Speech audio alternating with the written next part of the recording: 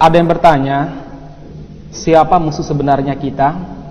Siapa musuh yang perlu kita prioritaskan? Mungkin semua orang akan berbeda pendapat ya. Ada yang mengatakan hari ini mungkin Yahudi. Kalau ditanya Yahudi yang mana? Israel misalkan. Ada yang mengatakan bahwa hari ini adalah salib internasional. Salib yang mana? Amerika misalkan. Ada yang mengatakan Syiah. Ada yang mengatakan komunis. Berbagai macam cara dan berbagai macam alasan akan dikemukakan untuk menjelaskan siapa musuh prioritas umat Islam. Karena kita tahu bahwa namanya kita yang menjalani kehidupan di dunia ini tidak lepas dari dua kondisi. Kita bersama dengan kawan atau kita akan berhadapan dengan lawan.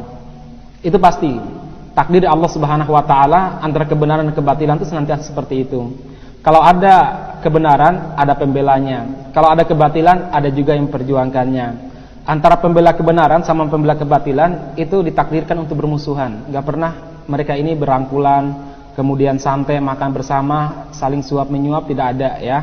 Ini takdir yang Allah Subhanahu wa taala tetapkan sejak Allah mengusir iblis dari surga. Nah, saudara sekalian, yang mudah-mudahan dirahmati Subhanahu wa taala. Nah, siapa musuh prioritas kita? Kalau menurut Allah Subhanahu wa taala, musuh yang paling berbahaya bagi umat Islam ternyata bukan orang Yahudi, bukan orang Nasrani, bukan orang Hindu, bukan orang Buddha. Tapi siapa? Mereka adalah orang-orang munafik. Yang lain-lain tersebut memang musuh, tapi yang paling berbahaya bagi kehidupan umat Islam adalah orang-orang munafik. Dalam sejarah banyak kehancuran yang dialami oleh umat Islam, atau seringkali proyek yang dibuat oleh umat Islam hampir gagal disebabkan apa? Disebabkan oleh orang-orang munafik. Konspirasi yang dilakukan oleh orang-orang munafik. Kita lihat sebagai sebuah contoh. Hampir saja perang Uhud itu umat Islam kalah pada perang Uhud. Apa sebabnya? Karena munculnya orang-orang munafik yang saat itu dipimpin oleh Abdullah bin Ubay bin Salul. Saat itu ketika Rasulullah SAW mau berangkat ke perang Uhud, kemudian Rasulullah SAW melihat dua kelompok pasukan yang ingin bergabung dengan pasukan Islam. Rasulullah SAW bertanya kepada para sahabat, siapa mereka?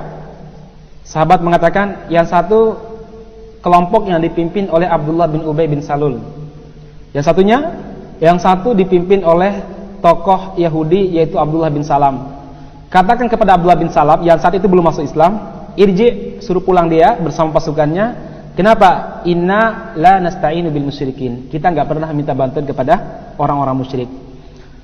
Sementara pasukannya Abdullah bin Ubay bin Salul ini bergabung dengan Nabi Muhammad SAW. Berangkatlah pasukan kurang lebih 1000 orang. Belum sampai Bukit Uhud, tiba-tiba Abdullah bin Ubay bin Salul mengatakan, enggak ada perang, ayo kita pulang saja. Ya, karena dia memprovokasi, 300 sahabat ikut bersama pulang ke Madinah.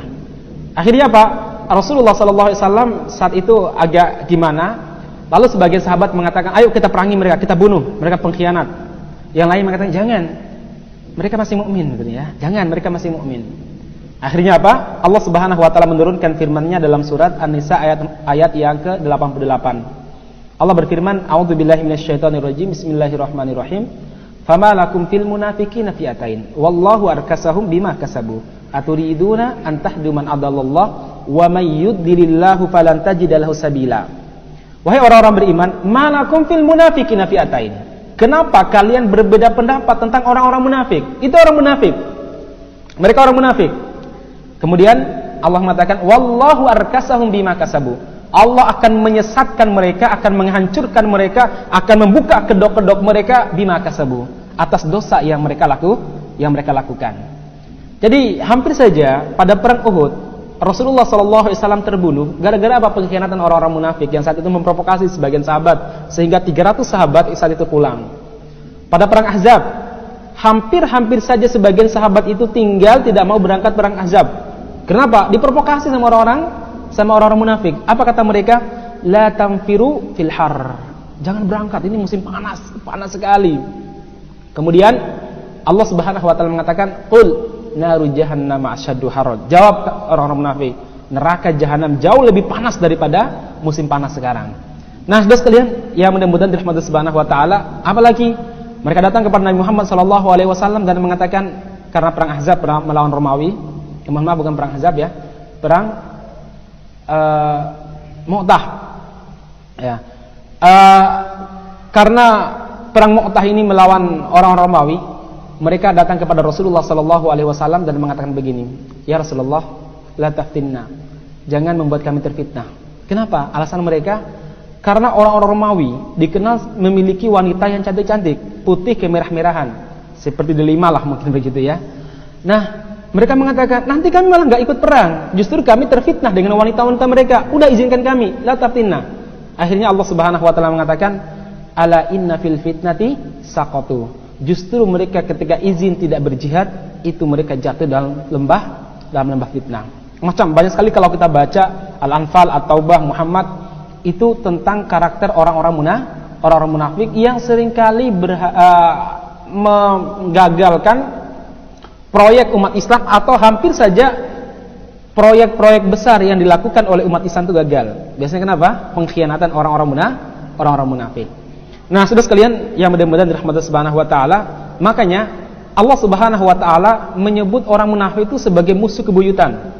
Allah mengatakan, "Wa idza ra'aitahum tu'jibuka ajsamuhum wa in yaqulu tasma' liqaulihim ka'annahum khushubun musannada yahsabuna kulla sayhatin 'alaihim humul adu." Kata Subhanahu wa taala. Coba sekali lagi, humul adu. Allah pakai kalimat humul adu.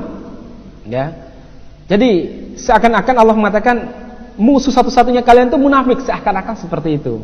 Karena saking berbahayanya. Wa idza ra'aitahum, kalau kalian menyaksikan orang-orang munafik, tu'jibuka ajsamuhum, kalian akan kagum dengan jasad mereka yang gagah, yang atletis, yang perempuannya mungkin cantik-cantik, laki-lakinya ganteng-ganteng. Wa iyaqulu tasma' liqaulihim, kalau mereka ini berbicara, kamu akan mendengarkan pembicaraan mereka. Karena fasenya mereka berbicara. Sehingga Rasulullah sallallahu alaihi wasallam dalam sebuah hadis pernah mengatakan, "Inna mimma akhwafu ma akhafu ala ummati." Di antara perkara yang paling aku khawatirkan menimpa umatku adalah apa? Munafiqun alimul lisan. Munafik yang sangat fasih kalau berbicara. Karena buat orang takjub. Dalil dia keluarkan, hadis dia keluarkan, pendapat beliau dia keluarkan. Sehingga apa? Membuat orang itu kaget, membuat orang itu, terutama orang-orang yang lemah imannya, itu muncul subhat dalam pikiran mereka, sehingga agak susah membedakan mana hak mana batil. Nah, saudara sekalian, ya mudah-mudahan rahmat Subhanahu wa taala, kemudian Allah mengatakan humul adu, mereka adalah musuh bagi kalian. Fahdharhum, maka waspadai mereka.